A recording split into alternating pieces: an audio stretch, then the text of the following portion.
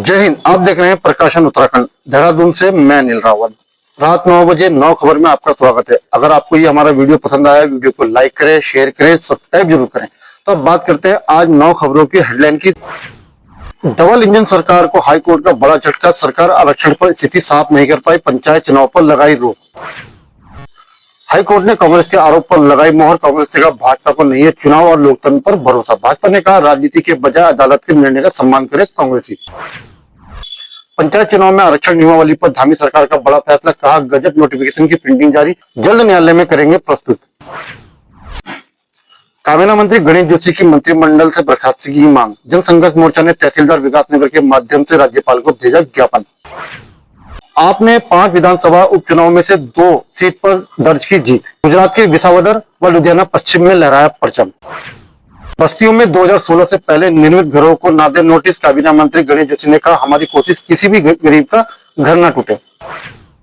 अंतर्राष्ट्रीय ओलंपिक दिवस पर उत्तराखंड का 2036 ओलंपिक में छा जाने का संकल्प, सीएम पुष्कर सिंह धामी और खेल मंत्री रेखा रे ने विजेताओं को दिए पुरस्कार। एक पेड़ मां के नाम अभियान के तहत बद्रीनाथ में किया गया वृक्षारोपण, बीकेटीसी के अध्यक्ष हेमंत द्विवेदी ने जनसंघ के संस्थापक डॉक्टर श्यामा प्रसाद मुखर्जी का किया स्मरण। कैसा रहेगा प्रदेश का मौसम, अब खबरें विस्तार से।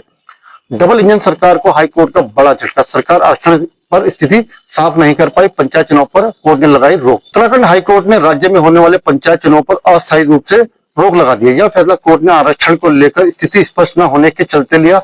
कोर्ट ने स्पष्ट किया कि जब तक राज्य सरकार पंचायत चुनाव में अनुसूचित जाति, जनजाति तथा अन्य पिछड़ा वर्गों के आरक्षण पर स्पष्ट स्थिति नहीं देती, तब तक चुनाव की प्रक्रिया को आगे नहीं बढ़ाया जा सकता। अदालत ने सरकार से सवाल किया कि अब तक आरक्षण संबंधी स्थिति को स्पष्ट क्यों नहीं की गई।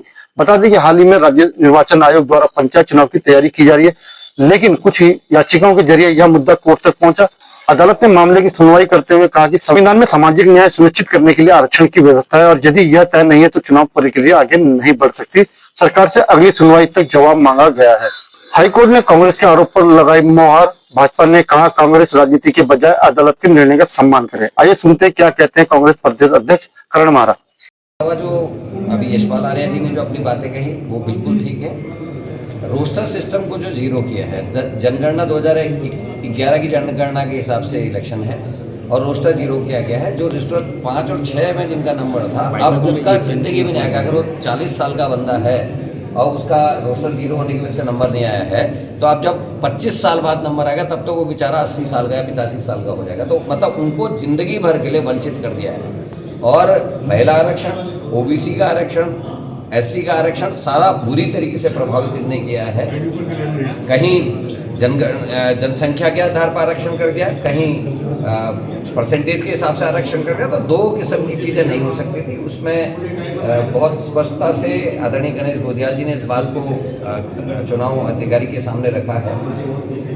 कोर्ट ने आज कांग्रेस के जो आरोप थे, कांग्रेस के लीडरान के जो आरोप थे, उस पर मोहर लगाई है।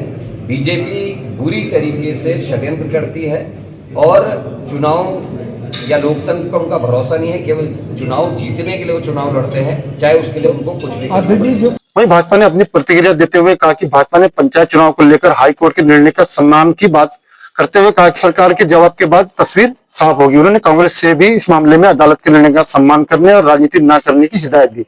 प्रदेश अध्यक्ष और राज्यसभा सांसद महेंद्र भट्ट ने स्पष्ट किया कि पार्टी शीघ्र चुनाव कराने के पूरी तरह से पक्ष में है। उन्होंने कहा कि जिसके क्रम में प्रत्याशी चयन आदि की सभी प्रक्रिया पर्यवेक्षक के माध्यम से यथावत जारी रहेंगी। पंचायत चुनाव में आरक्षण नियमावली पर धामी सरकार का बड़ा फैसला, इस बारे में जानकारी दे रहे हैं सचिव पंचायती राज चंद्रेश कुमार।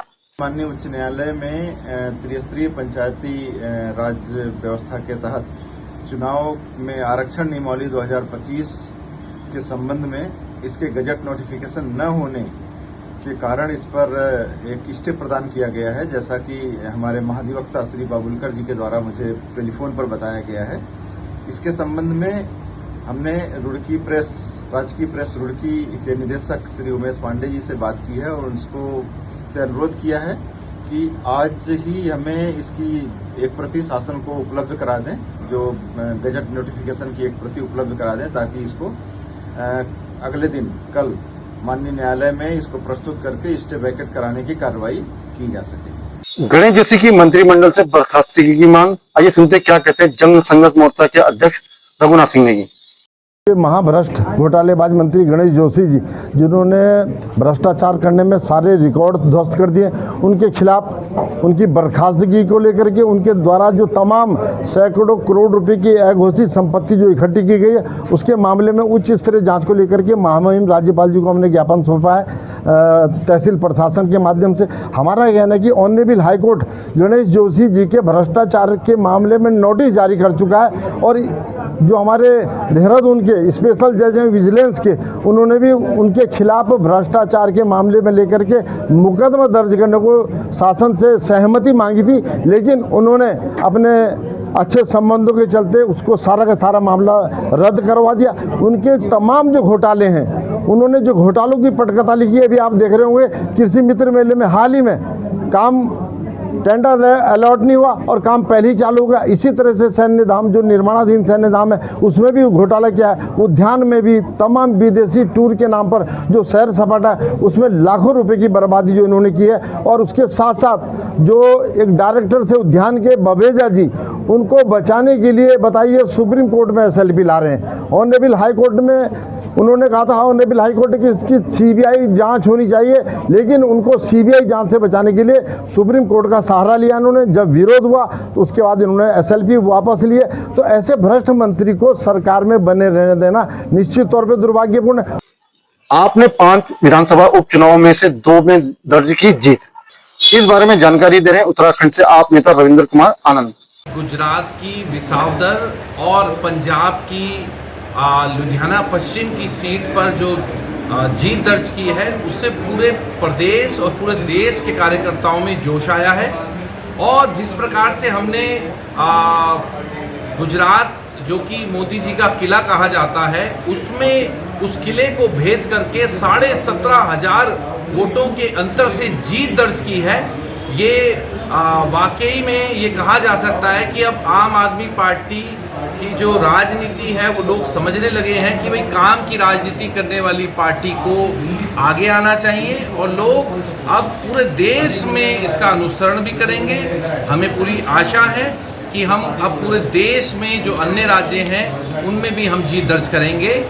देहरादून के राजपुर स्थित काट बंगला में वर्ष 2016 से पहले निवास करने वाले लोगों को नोटिस दिए जाने के संबंध में कैबिनेट मंत्री गणेश जोशी ने नगर निगम MDDA के अधिकारियों के साथ बैठक ली। बैठक में मंत्री ने अधिकारियों को निर्देशित किया कि सरकार के अध्यादेश को ध्यान में रखते हुए वर्ष 2016 से पूर्व निर्मित घरों को ना तो नोटिस दिया जाए, ना उन्हें तोड़ा जाए। उन्होंने कहा कि यहाँ के कई निवासी नगर निगम को पिछले लंबे समय से भुगतान भी कर रहे हैं। मंत्री ने सभी पहलुओं को ध्यान में रखते हुए कार्रवाई करने के निर्देश दिए।